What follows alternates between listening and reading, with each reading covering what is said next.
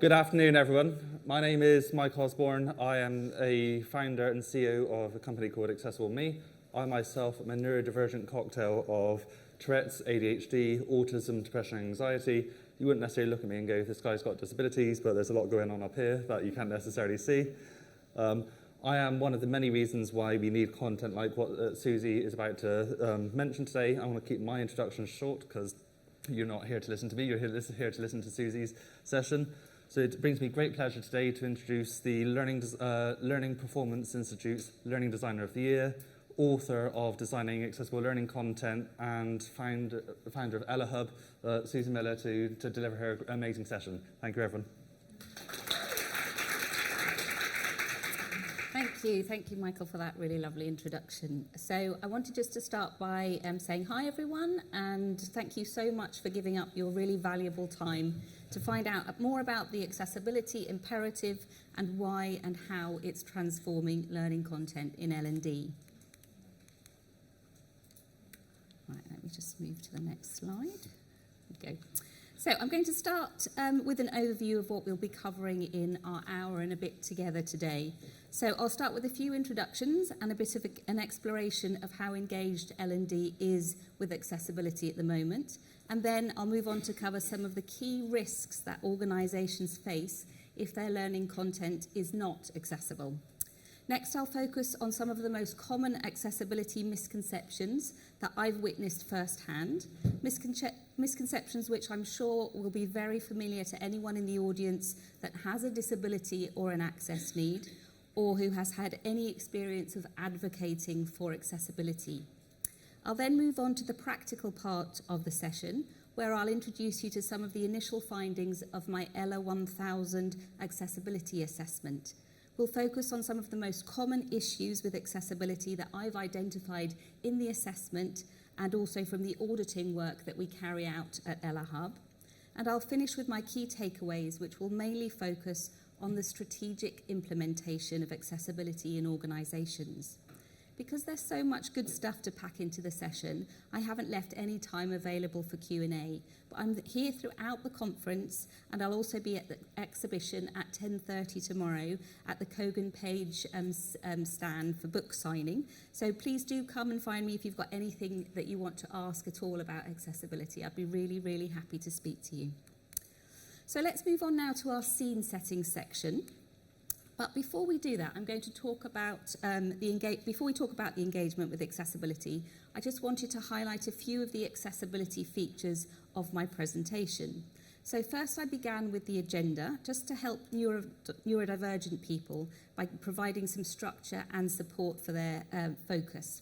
I've helped people with visual access needs by making sure that the colour contrast that I've used is compliant with the Web Content Accessibility Guidelines. Those are the WCAG standards.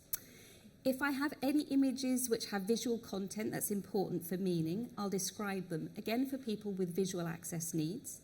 I've also summarised all of the key points from the presentation in an accessible handout that you can access after the session. And for anyone in the audience with hearing access needs, you'll notice I'll be using the live captioning facility that's available in PowerPoint, as long as the internet and my lapel microphone play ball today. But the point I want to make about these features is that although I've highlighted which access needs they help to support, they are potentially beneficial to anyone in the audience, whether they have a disability or an access need or not. That's why I'm very clear that these are features and not accommodations. They make the important point that accessibility leads to better experiences for everyone, whether that be in presentations, documents, social media posts, or in e-learning. My next point is that despite my best efforts, I know that this presentation won't be 100% accessible for every person in the audience, which leads me to the mantra made famous by disability advocate Meryl Evans, and one that I refer to all the time in my work, which is progress over perfection. Despite our best efforts at accessibility, we will never get it right for everyone, but every small step we take definitely will make an impact, even if we do sometimes make mistakes. So you'll find this mantra will be a recurring theme in this presentation, and if you haven't encountered it yet, you certainly will once you start becoming more engaged with accessibility. So I'll apologise in advance if I do make any mistakes, but if you find that anything I do impacts your access need, I really would love to hear from you after the session so that I can improve my practice for the future, because that's what progress over perfection is all about. Let's move on now to our first activity of the session, which is a reflection one. So I'd like you to have a think about how engaged you think the L&D industry currently is with accessibility. There's no need to discuss this. I'll just pause and let you reflect based on your own experiences.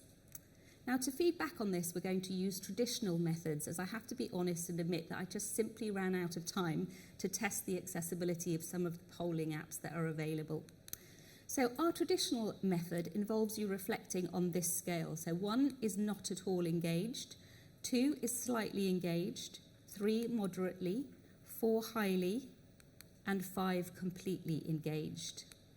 Now, since we've all had lunch, and just to make sure that we're kind of woken up a bit after that, digesting that lunch, I'm going to ask you to do some standing up.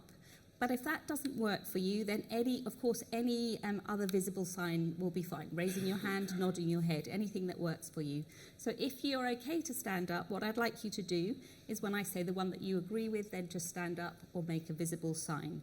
So great. So if you think 1, then if you stand up for me. 2, then stand.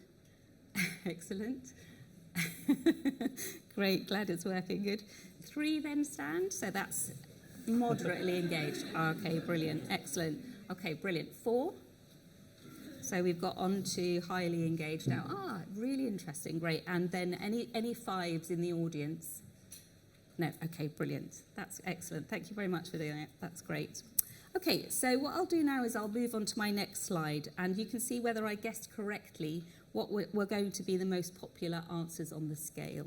So it was a bit of a risk, but I guess that most people would choose either slightly or moderately engaged, which is definitely better than the not at all engaged, which was the case about 10 years ago when, as an instructional designer, I first became interested in e-learning accessibility. But it's still a long way away from all e-learning content being accessible and inclusive as the default, which is our mission at Ella Hub and something I passionately believe is worth striving for. If you agree, I hope this session will provide you with some useful insights, data and practical takeaways to help you to contribute to making that a reality. So let's move on now to our next topic, which focuses on the risks of inaccessibility. It's a common theme in accessibility narratives, and one that's often flipped to focus less on the risks and more on the opportunities. So the risks instead become the benefits of digital accessibility. So this infographic that you can see on the screen here comes from Level Access, and it lists some typical benefits of general digital accessibility, including improving usability, increasing customer engagement, limiting legal risk, and lowering operating costs. What I'd like you to do now is pause and see if you can think of any specific advantages of accessibility for learning.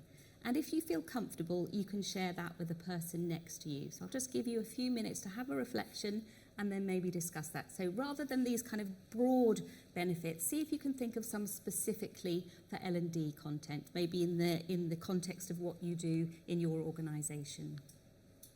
Okay, so just have a think, and if you feel comfortable, then maybe just see whether you agree with the person next to you.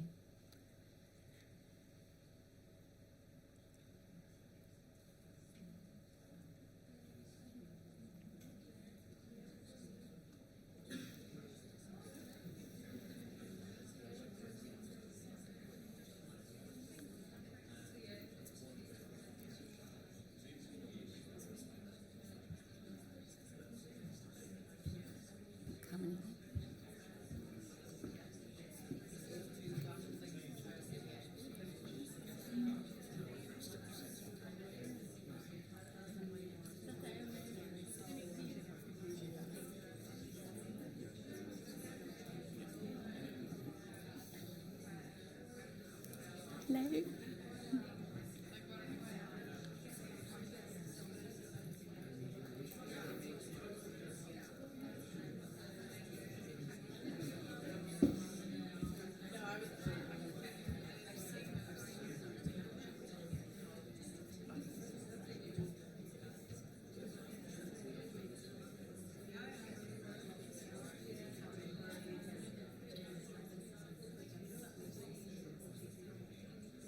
Okay, just a minute or so left.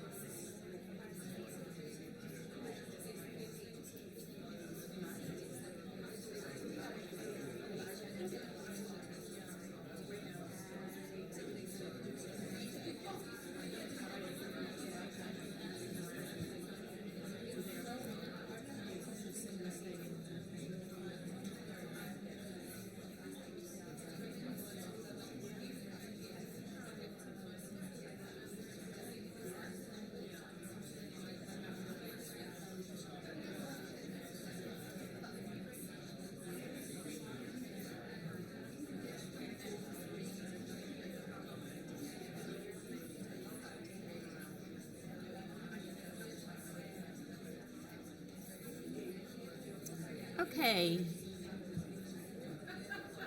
Always interrupting as soon as it starts getting good.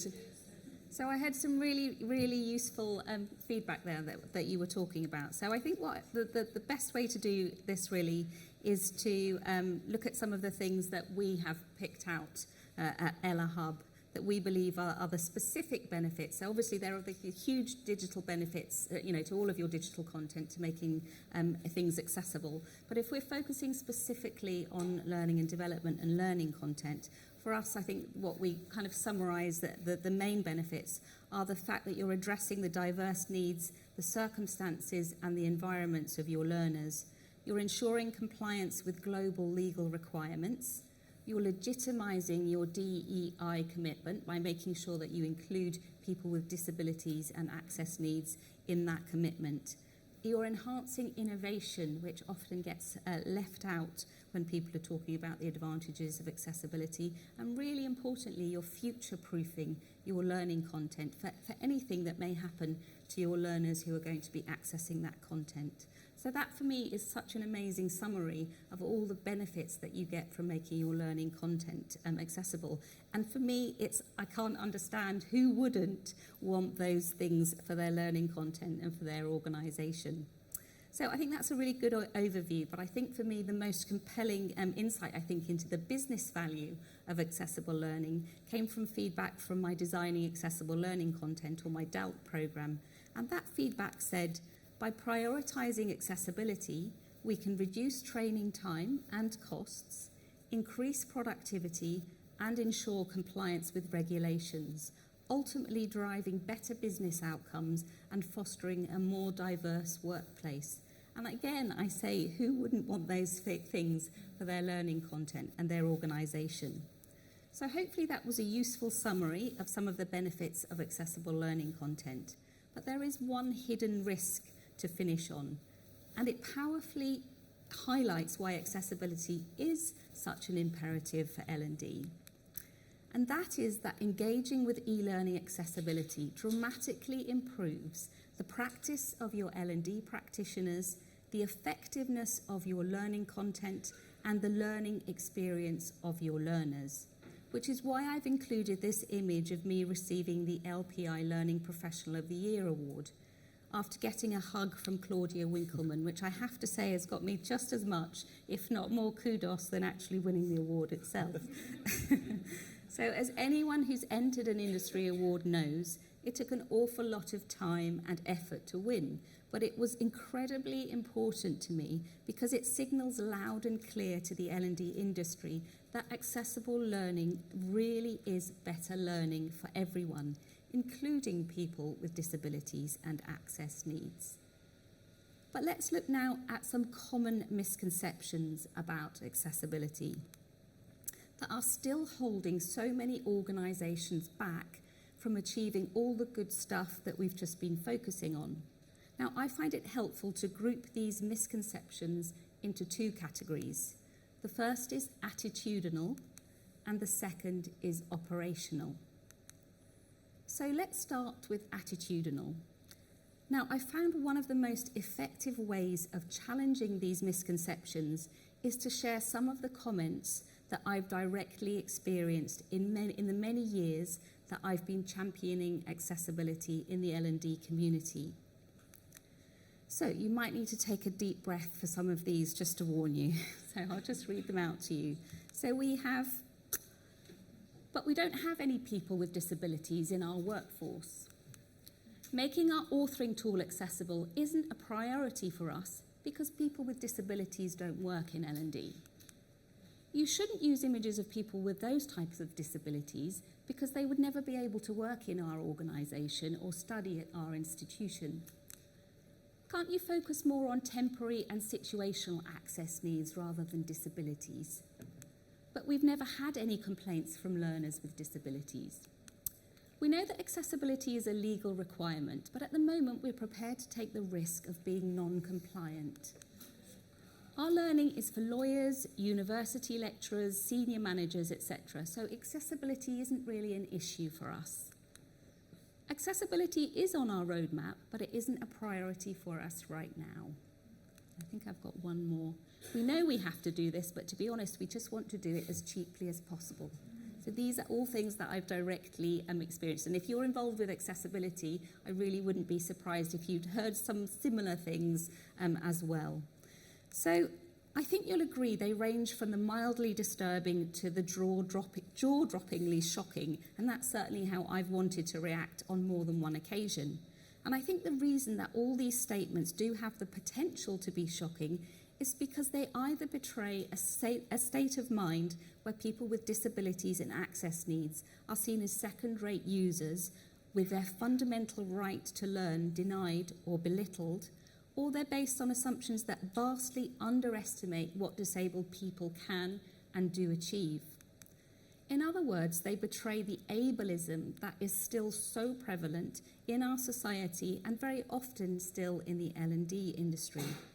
In the past, I've deliberately shied away from calling it ableism because I found that the term can come with a lot of associated baggage, and that isn't always helpful if you're trying to bring about the impactful positive change. But now more than ever, I think it's important to call it out for what it is, because that really is the only way that we can challenge it. This quote about challenging ableism has stayed with me ever since I first came across it in one of the earliest articles I read about accessibility. It comes from gaming accessibility expert Oliver Nure, and he said, "If ableism was actively fought with the intention of eradicating it from society, aiming for full accessibility would never be questioned. It would simply be the way things must be done, and inaccessible products would never hit the market. It wouldn't be doing the right thing, but doing things right." Interestingly, Oliver's quote perfectly captures the spirit behind the European Accessibility Act, or the EAA, which comes into effect on the 28th of June this year. We're already starting to see the impact of this legislation on the accessibility efforts of our clients at Ella Hub, and in order to better support them, we're putting together a white paper with our Swedish consulting partners Funke to clarify the implications for L&D and the impact of future iterations where it's expected to apply more widely. For the first time, high financial penalties and in some member states even the possibility of prison sentences mean that understanding the EAA's implication for L&D is really no longer optional. It's a strategic priority. So let's move back now to tackling some of the common misconceptions. I've chosen the first three as they are probably the ones I hear the most often. And we'll start by far the most common still, which is the one about not having any people with disabilities in our workforce. To challenge this one, I'm going to use a question from the DALT programme and some truly groundbreaking data from our clients, the Boston Consulting Group, who in 2023 surveyed over 28,000 people across 16 countries to find out more about the prevalence of disability in the workplace. They found that while most organisations reported that this was between 4 to 7%, the actual percentage was much higher.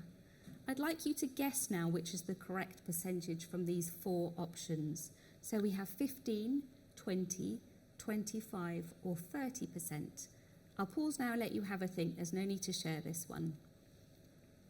And the correct answer is a staggering 25% of respondents reported that they had a disability or a health condition, echoing the words of disability legislation, that impacts a major life activity.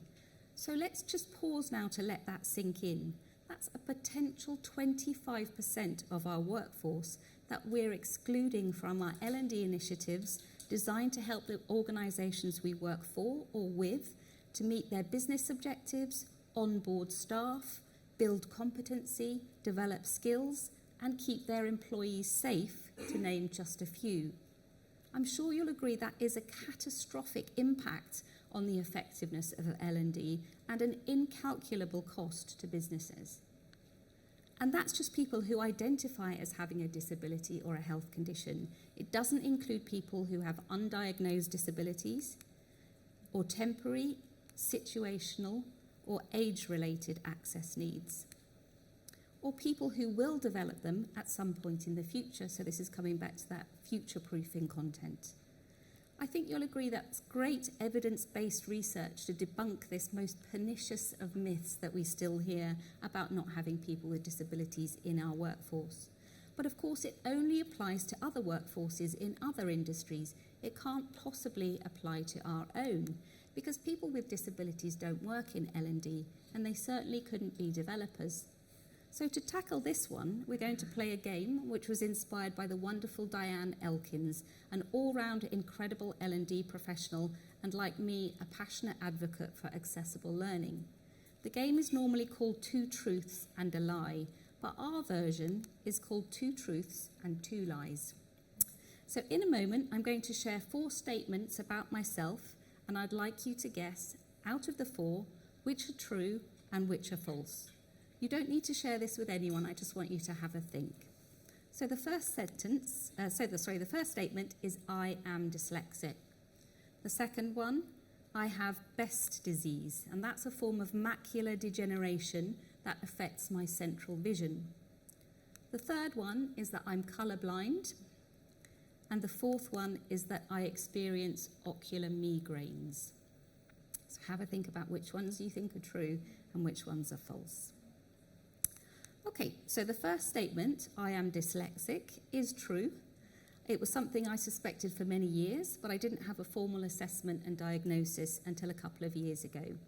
Like many people who have undiagnosed conditions, actually finding out that I did have a disability or an access need, and also finding out more about the condition, was really transformational for me.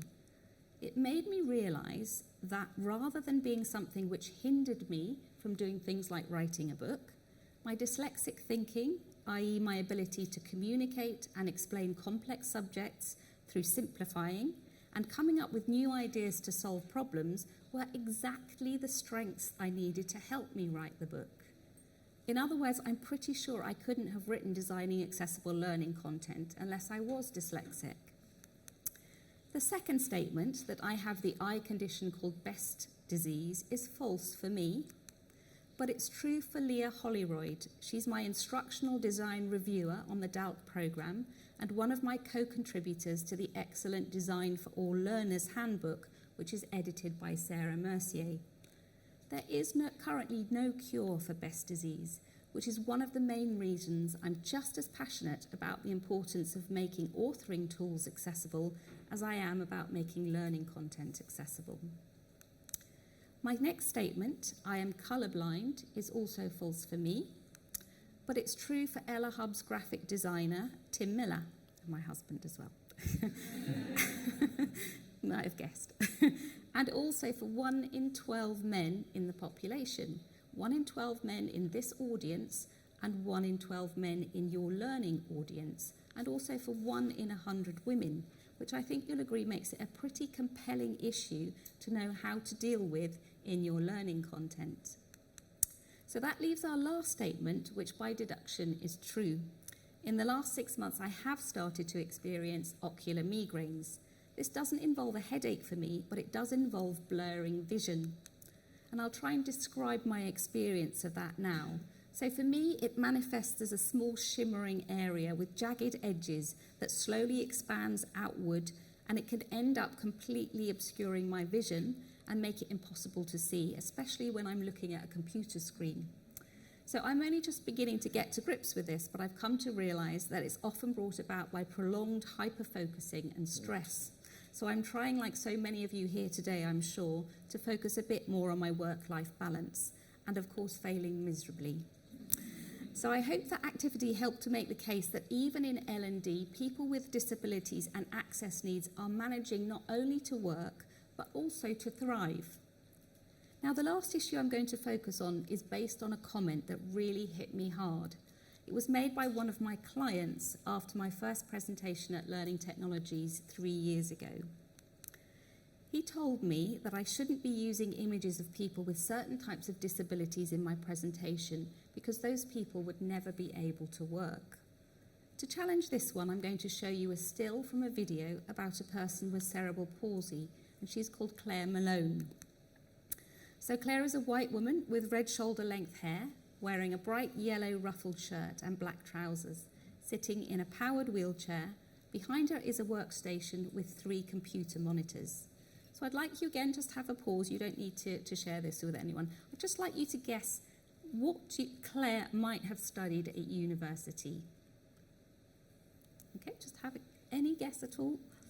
And now I'll play you this video clip so you can check to see if you were right. When it came to my chemistry practicals, my teacher tried to argue that because I couldn't physically handle test tubes, I should be awarded 0 marks. At the time I was very angry as the teacher was potentially preventing me from achieving the grades to get into the university of my choice. Eventually, I managed to convince him that the examiners were testing to see if people understood what to do with the test tubes that they picked up, which I could demonstrate, and not that they had the manual dexterity to pick up a test tube themselves. Hello. My name is Claire Malone. I am completing a PhD in particle physics, with the High Energy Physics Group, at the University of Cambridge. So I'm not sure how many people would have guessed that Claire has a PhD in high energy physics from the University of Cambridge, or that she is now a keynote and a TED Talk speaker, an influential researcher, and a science journalist. So Claire's story is a great example, I think, of what becomes possible when we stop allowing our ableist assumptions and our misconceptions to shape our attitudes to learning and what people are capable of achieving. Because these attitudes aren't just limiting the ambitions of disabled people, they're limiting the quality and the inclusivity of our learning design and holding back our industry. That's why challenging these misconceptions is not just doing the right thing, but doing things right. So let's move on now to some of the common operational misconceptions about making learning content accessible that are also holding L&D back. Again, they're all things that I've heard in my training, auditing, and consultancy work for Ella Hub.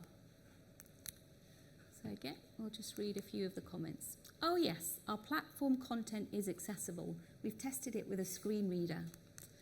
The WCAG standards are easy to understand and apply to learning content.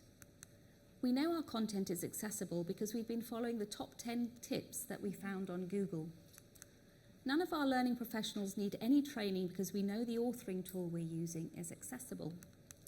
Sorry, but it just takes too long and costs too much to make learning content accessible.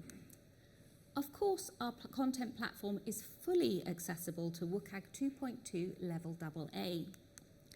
We're not prepared to make our learning content accessible because it means that the learning will be boring and non-interactive for everyone who isn't disabled.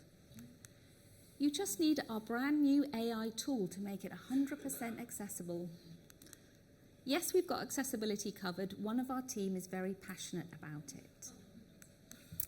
Gosh, so many to unpack there that I could literally be here all day, if not week. But again, I'm just going to pick a few to focus on. And the ones that I've chosen to challenge this time are all ones that help to explain the inspiration and the rationale behind the Ella 1000 assessment.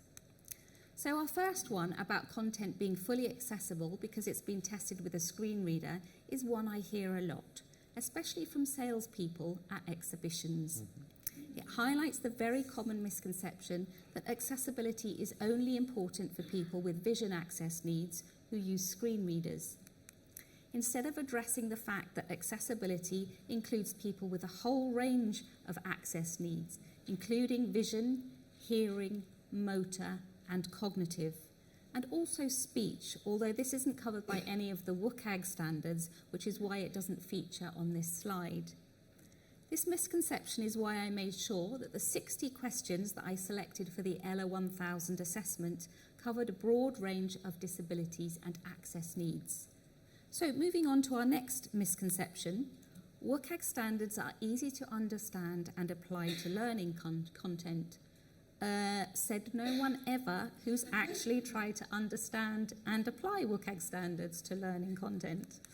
Because there are 86 of them altogether and 55 if you're trying to meet version 2.2 level AA, which is generally the legal requirement.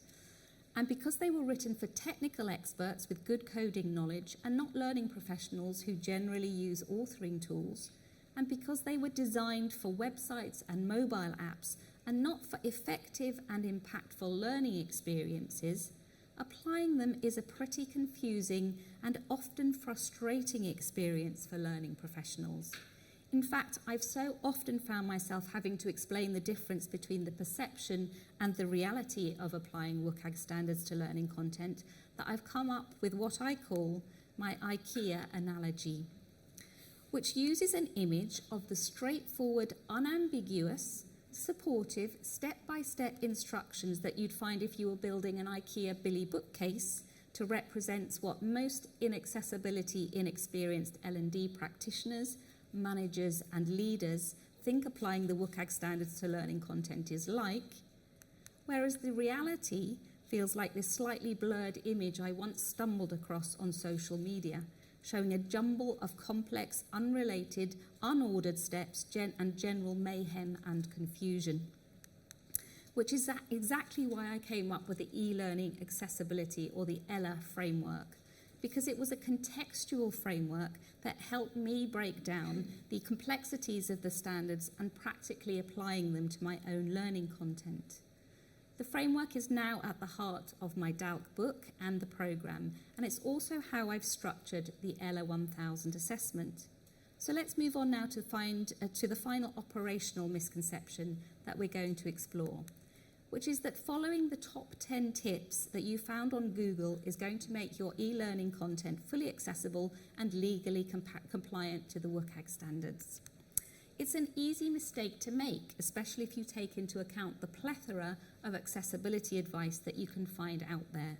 Advice that's sometimes good and sometimes not so good, but which invariably oversimplifies accessibility. And for me, the biggest danger of the top tips format is that it creates the impression that this is all you need to do to make your content fully accessible, which we've already found out it isn't.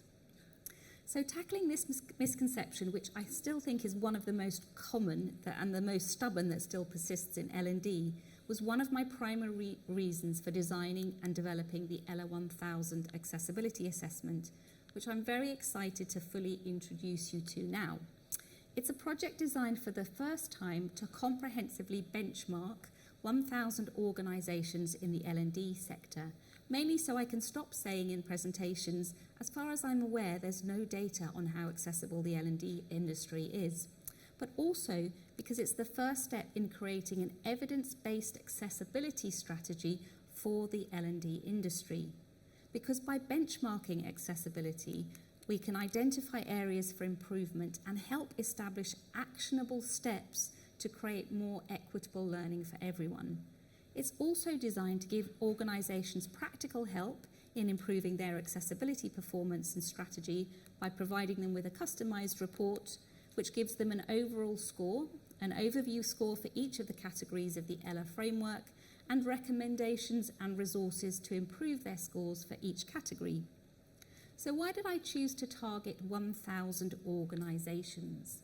Well, because I have dyscalculia as well as dyslexia, statistical analysis and data isn't one of my strong points. So I turned, as you would expect, to AI, which came up with a very complicated equation and the conclusion that a good broad figure for a statistically viable survey on the accessibility of the global learning industry is at least 1,000 organisations.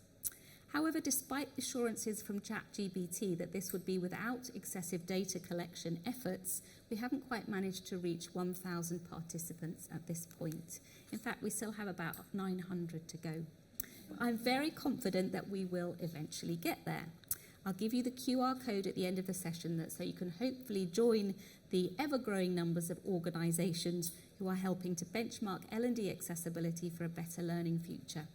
But even though we can't claim the statistical robustness of the data we've collected so far, we have found some fascinating insights, which combined with the hundreds of hours of auditing learning content that we've done for a very diverse range of clients, covering a wide range of authoring tools and learning platforms, have allowed us to identify the most common accessibility gaps in learning experiences today. So what we're going to focus on now is 7 of the 60 questions that make up the ELA 1000 assessment. Each one will come from one of the 6 categories of the ELA framework and will cover a wide range of digital access needs. But before I start, I just want to prepare you for the activity that I'll ask you to do at the end or take part in at the end. So once we've covered all of the issues, I'm going to ask you to take one example and consider if you've experienced it yourself, if you know anyone who it would impact, and if you think it might be an issue in your current learning content in your organisation. Don't worry, I'll remind you of that again when we come to do the activity, but I just wanted to prepare you for it in advance. So we'll begin with our first question, which is about colour contrast. This is a great one to start with because the question demonstrates the complexity of meeting WCAG colour contrast requirements. It really isn't as simple as using good colour contrast as our top tips often advise. It means meeting defined ratios and being aware of the font size and if it's regular or bold. Now, turning to our statistics so far, despite the fact that 33% of respondents claimed that they met colour contrast requirements for all text against the background, we might need to take those results with a pinch of salt. Because without fail, in every single one of the audits on learning content that we've done at Ella Hub, we have found issues with colour contrast. Sometimes it is with interactive items or diagrams, admittedly, but it's still very often with text against the background it appears on.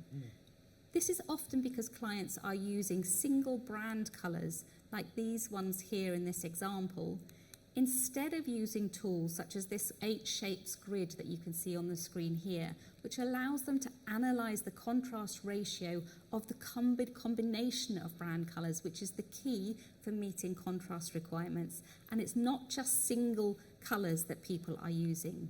So this leads to issues such as this: dark blue text on a magenta background, which is, as the screenshot from the colour contrast analyzer tool shows, it only has a contrast ratio of 2.9 to 1 instead of the required 4.5 to 1, and therefore it is a WCAG violation. So for most people, I think that would be quite tricky to read. Another issue we often see in audits is with brand colours when designers have used lighter or darker shades of the variations of the brand colours. And they then, once they've used they make them lighter or darker, they often fail to meet the required ratios, even if the original colours did meet the ratios. Text on buttons is also sometimes an issue, but clear navigation is so crucial for a good learner experience.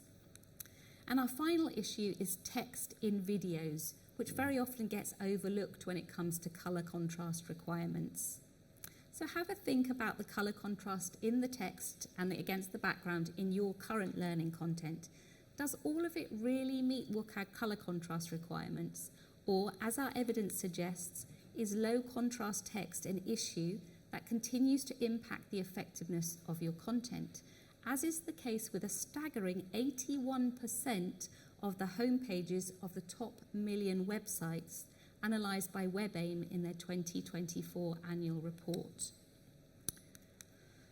Our next focus concerns an issue which both consistently appears in our audits and was also identified in our LO 1000 assessment as causing problems. It concerns images of text, which is when developers use images which contain text, such as this PNG example that you can see from Involve, rather than adding the text directly to the page in a text box. It's a very common issue in e-learning for things like diagrams and infographics. In this example, the text at the top of the page that you can see has been added in a text box, and that is, in the text box, it is accessible. But the text in the bottom part of the image that you can see has been added as a JPEG image, and that isn't accessible for several reasons. The first problem is that text in images often can't be read by screen readers. On this screen, you can see the text output of the NVDA screen reader, which is called the NVDA Speech Viewer. It shows that the screen reader completely misses out the text that's been added as an image, and it only reads blank instead of all that vital information that's contained in the infographic.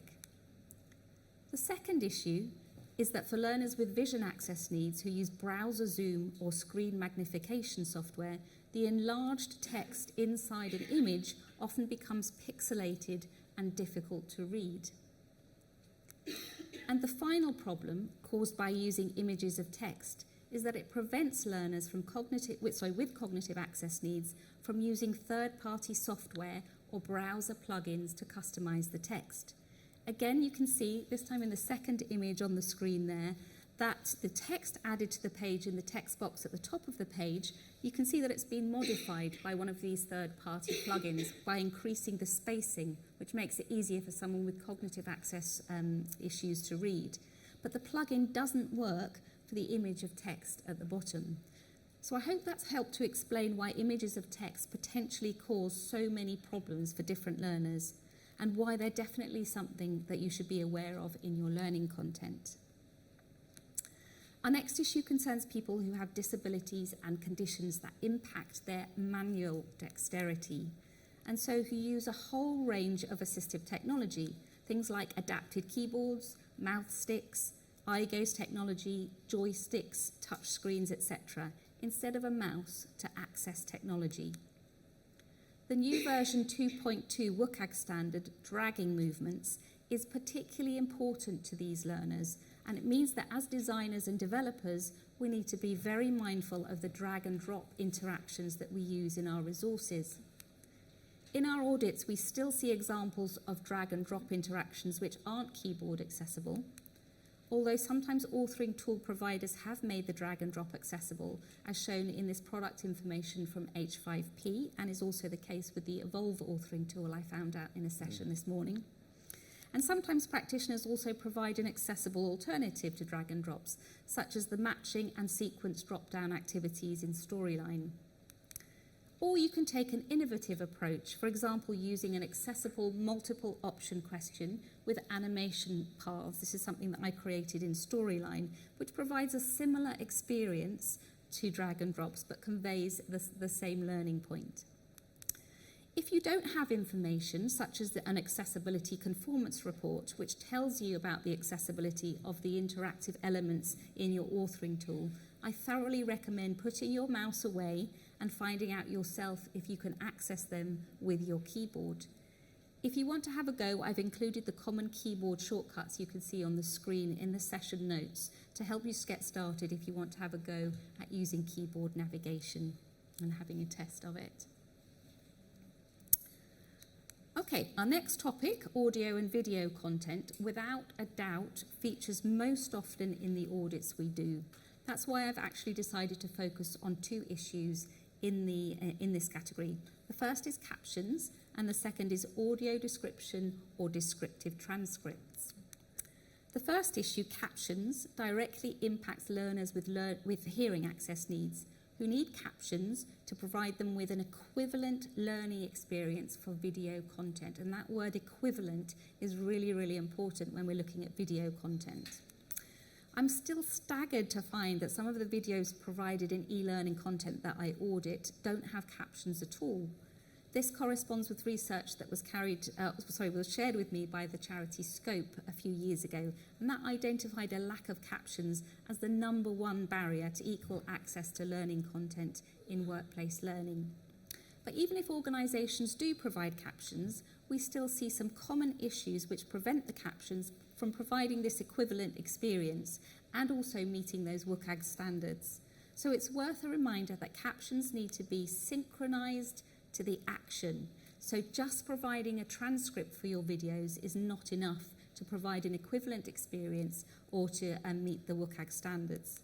They also need to be descriptive, which means that they contain things like important sound effects, who's speaking, and emotions conveyed by a tone of voice, which someone who's deaf or hard of hearing would miss.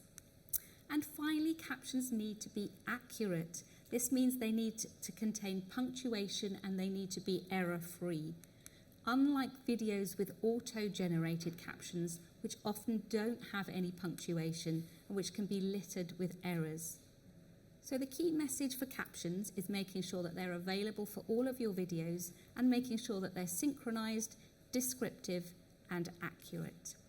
So let's move on now to our next video issue, which involves videos that have visual content but don't have audio description or descriptive transcript, meaning that someone who's blind or has low vision would miss the content and not have an equivalent learning experience. This question had one of the highest rates of no or don't know responses on the ELA 1000 assessment, 40% in total, which echoes why we so often identify it as a WCAG violation in the audits that we do. I'm going to share with you now a very memorable example of such a video from an audit that we did. And I promise you, once you've seen it, you'll never be able to miss the need for audio description or descriptive transcripts again. I'm going to play it for you in a moment. I'd like you to start watching it with your eyes open, and then after a few seconds, I'd like you to close them or to look away so that you experience the video in a similar way to someone who is blind.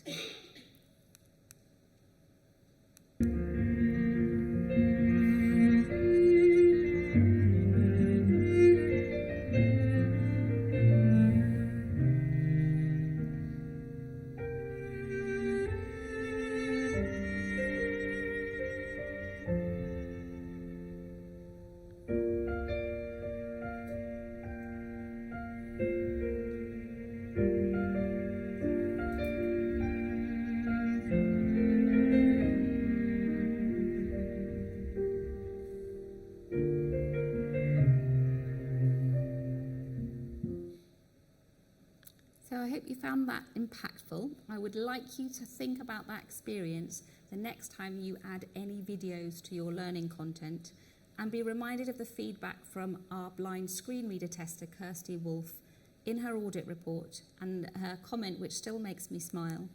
I enjoyed the classical music in the video, but I have no idea what I'm supposed to take away from it in terms of learning content. Which is an immense shame when you consider the very impactful statements about diversity, equity, and inclusion that were being held up by each of the participants in the video. So while you may think it's easy to spot visual content that could be missed by people with vision access needs, be on the lookout for on-screen text that's missed out of the narration. That's a common issue that we identify in audits.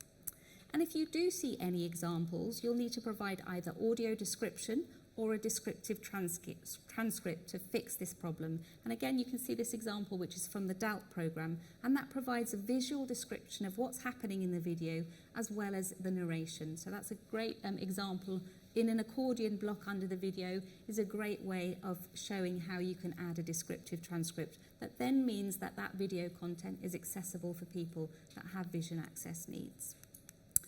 So our next common issue impacts moving content in learning, which is often a violation of the WCAG standard aptly named pause, stop, hide. This standard is designed to help learners, particularly those with conditions that are impacted by moving content, such as vestibular disorders or neurodivergent conditions that impact concentration and processing, such as dyslexia, autism, or ADHD. As this example of a decorative video shows, it can be really difficult for some people to process information if there's distracting, moving content on their page that they're not able to control. This is something that we see a lot, especially with authoring tools that allow you to put in more decorative videos that we've seen a lot more in the last few years. Another common example we see is the animation on markers. Imagine trying to process the information on this hotspot animation if you are, like me, severely distracted by moving content. Our final issue focuses on underlying code, which is essential for people who use assistive technology to have a good user experience. By far the most common issue we find with regard to coding is heading levels. These are essential for assistive technology users, including screen reader users, who need good coding to help them understand the content of structures of pages and to navigate. If they're coded correctly, they identify heading levels, including heading level 1, which should be the main title of the page. Some screen readers users will use shortcut keys such as H1 to jump directly to the main heading of the page to anchor themselves, especially if they get lost or the page structure is confusing for them. Now, sometimes authoring tools apply the coding by default, as you can see with this example from Rise, that has automatically assigned heading levels 1 and 2 to the headings on this page. But sometimes developers need to manually apply heading styles, as is shown with this example from Storyline. If the developer doesn't know about accessibility, it's very common that this isn't done, which means that screen reader users are not able to easily identify the main heading on the page or jump to it if they're trying to orientate themselves. Another very common problem is non-hierarchical headings, with skipped heading levels being probably one of the most common issues that we see. So this type of thing really leaves screen readers confused and often anxious about missing information. If there's a heading level 1 and a heading level 3, where's heading level 2? Gosh, I hope you found those examples as fascinating as I do. And now it's your opportunity either to reflect on them, or if you feel comfortable, then maybe to discuss them with the people around you. As I mentioned earlier, what I'd like you to do first of all is decide which of those examples made most of an impact on you. Then consider if you've experienced it yourself, if you know anyone who it would impact, and if you think it might be an issue in your current learning content. So I have put all of the issues that we've covered and the questions to talk about on this slide, so you can refer back to them. I'd like you to work maybe in groups of about 3 or 4, unless you just rather reflect, and we'll give you probably about 5 to 6 minutes, just depending on how long we've got left. I'll check with Michael. So yeah, so if you wouldn't mind having a chat and focusing on which of those made most of an impact on you. Maybe like a quarter of an hour.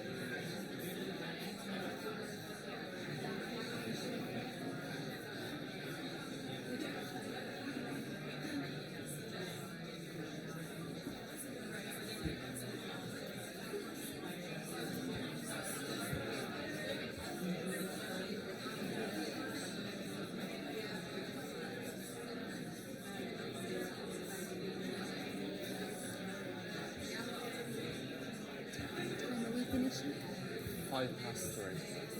But I think that's a hard finish for a lot of people. I think that's a hard finish if you've got the idea.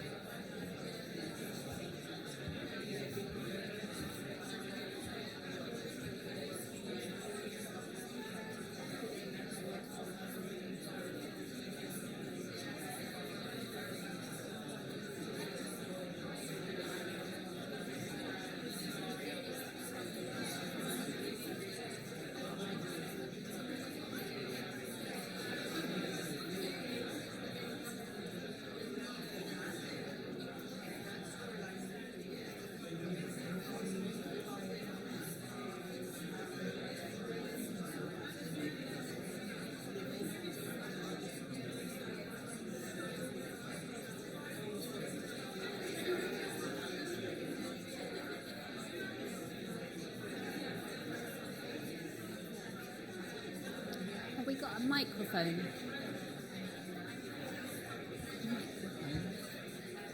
I don't worry.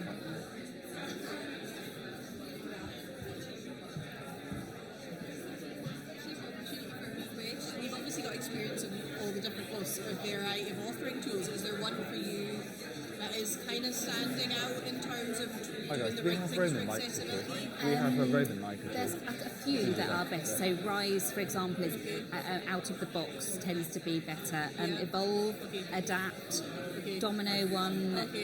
Those are the ones. If it's got an accessibility conformance report or things about accessibility, they tend to be the better ones. Yeah. Storyline has quite a few issues, but yeah, you actually can moved make from it. Storyline to Evolve, but what I was saying to my colleagues, I didn't do it with an accessibility lens. I knew they were good with accessibility, but I didn't do it with that lens on. But I almost want them to tell me, here's everything we do for accessibility so that I can tap into that. So I'm going to go down and I need to have them anyway, but be like, can you give me this so that I can just do it as standard on our training? Versus me going, is that there, is that there? Is that Definitely, there? yeah. Well, I'll have a chat with you afterwards. Yeah, that'd be great. Don't worry, it's fine. It's fine.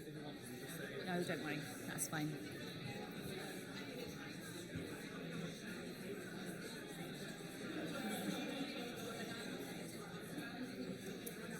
Okay. Thank you so much.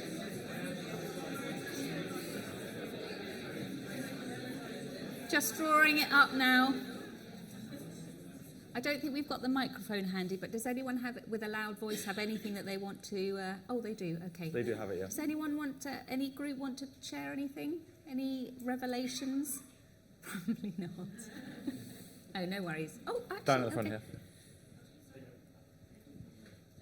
We were just talking, literally just then about like captions and audio description and text, just talking about the project I've literally just done on a refresher video. It's like an infographic video, so lots of, as you said, text on the video itself. Okay. And my workaround for that was, well, I need an accessible version of this.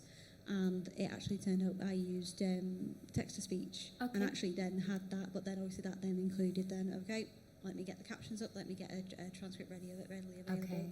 And while it is obviously that additional bit of work, I just know then there's two versions and people get this core, because I'm in finance, it's conduct rules, it's FCA, it's regulatory.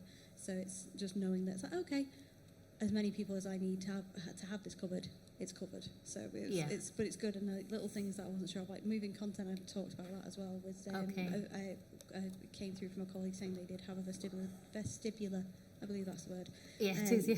Disorder from as an effect of long COVID, which is something True, we've had to yeah, consider as really well. good point, yeah.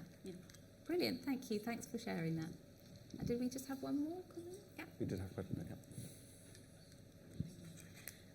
I'm dyslexic and I work in a field with sort of quite unusual words coming up. It's very sciencey. I work with scientists and engineers. Okay. And I found that I'd be looking at a word and think, I don't even know where to start with reading that word. So I did the read aloud functions on PDF and stuff like that. Okay. So actually the image of text, I was like, oh yeah, I hadn't really considered that's big chunks of the information that I'm just missing out, because I'd just kind of flick over it myself. But if it had a really sciencey or engineering type word in it, I'd be like, oh, I've kind of missed that. So I thought your point on image of text was really good. Okay, brilliant. I'm glad that resonated. Excellent. Okay, thank you so much. And I heard some really, really interesting discussions as well, so we'll just carry on now. Great. Okay, so that will bring me really to the last part of the session, which is really some key takeaways. So before I start though, I just wanted to introduce an idea that was really inspired by a recent trip that I made to Canada to visit my daughter who's studying in Vancouver.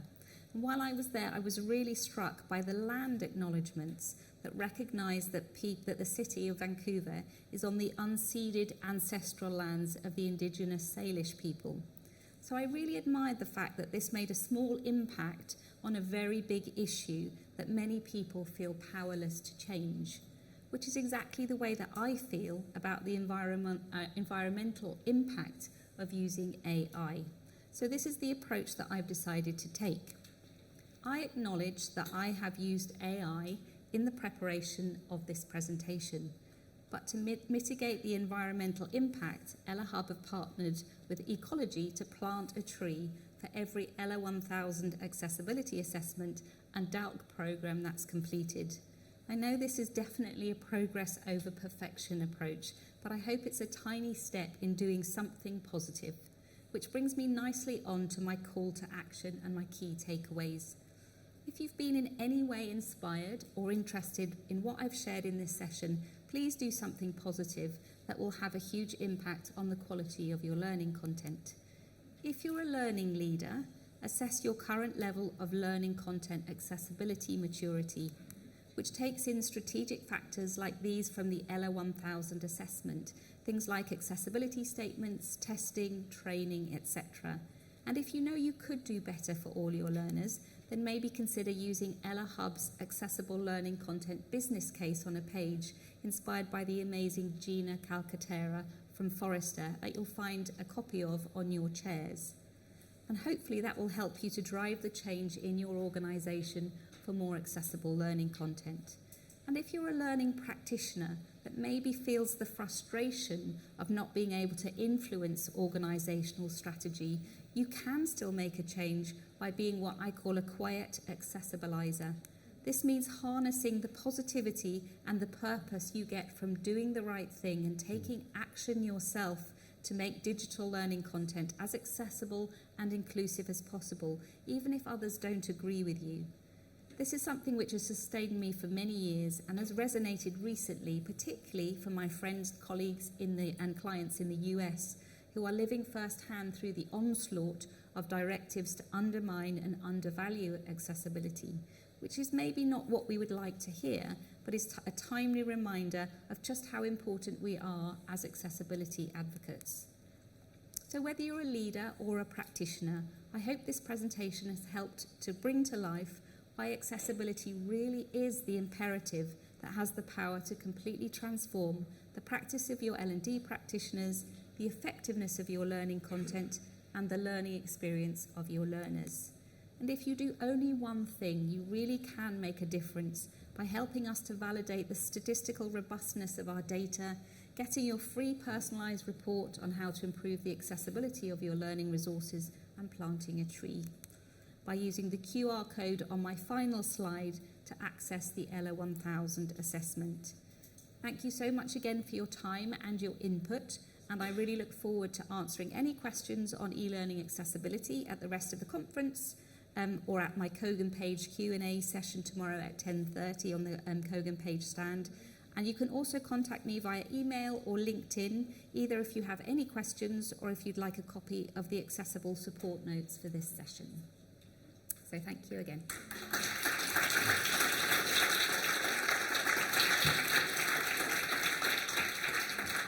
Thank you, Susie. I think we do have a couple of minutes left if anyone does have a burning question, but as Susie has noted, if you do have any questions, do come find us down the hall. Susie is at Kogan Page tomorrow. I myself am down on the floor as well, as are a number of other accessibility practitioners this year. So it's great to see the event taking accessibility seriously, and hopefully you're walking away inspired and ready to take action. And thank you again to Susie for an amazing session.